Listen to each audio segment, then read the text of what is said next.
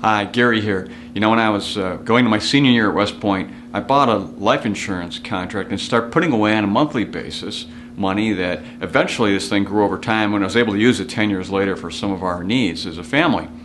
But the thing that happened with that particular contract was I was saving on a monthly basis, and I was able to establish that saving first mentality. Now I have to say this, for you folks out there, your number one and only common denominator that I've been able to determine is you save first and spend second. I mean, this has been a classic money habit that has helped people become successful and financially independent by retirement age. Now, the number one concern by far of parents and grandparents is education of their children and grandchildren about money. You know, this always comes up. But today, I want to talk specifically about when they get out of formal education and move on into the work world. So what are we talking about here? Well, we're talking about establishing a couple, just two, really good money habits right up front. The first one is what I said earlier, save first.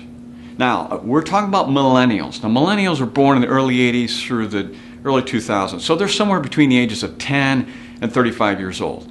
And they're really entering our workforce right now. In fact, they're 1/3 of our population, the biggest group, bigger than baby boomers. And they do look at life differently. Number one, they don't believe there's going to be any retirement for them. Be that through corporations, which is probably true, and be that from the government, which may or may not be true, through Social Security. So they already know they've got to make it on their own. So they're very interested in how to do that. So when we sit down with them, the first thing we say is, hey, put at least 15% away. That's kind of the new number folks look at. It's a little more than that, but in that range. Well, how do you do that? You know, they got their first job, they got to go out and get an apartment, get out of mom and dad's house. They have, many of them have huge balances on their college loans that they have to, pay off over time. So it's really about still saving first and then addressing the spending plan relative to all those other items.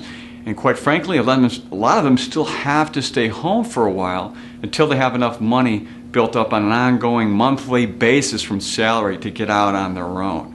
And that's just the nature of the beast today as it deals with that. The second habit is about their structure.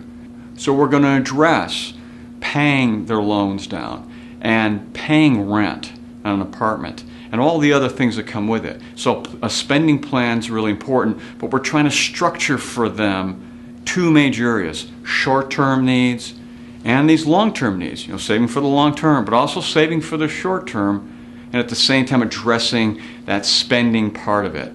And really, in that first meeting, when we meet with these young folks, we're really trying to get those two things established and let them run with that for a while, a year or two, to get that well grounded. So they really get the feel for what it takes to live out in the economy and to deal with these issues.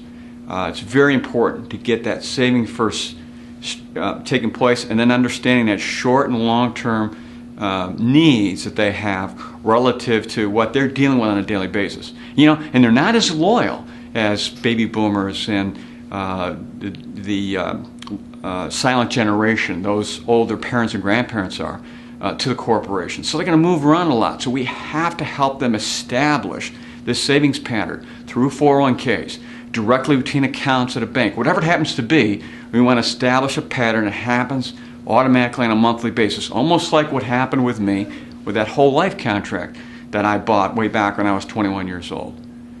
So if you need help in this area, please contact us. We can help work with your millennials, your young people, to get them firmly established. They tend to listen to us a little more than they do their parents and grandparents. It's just the way it is. And we'd love to help out. So until next time, enjoy.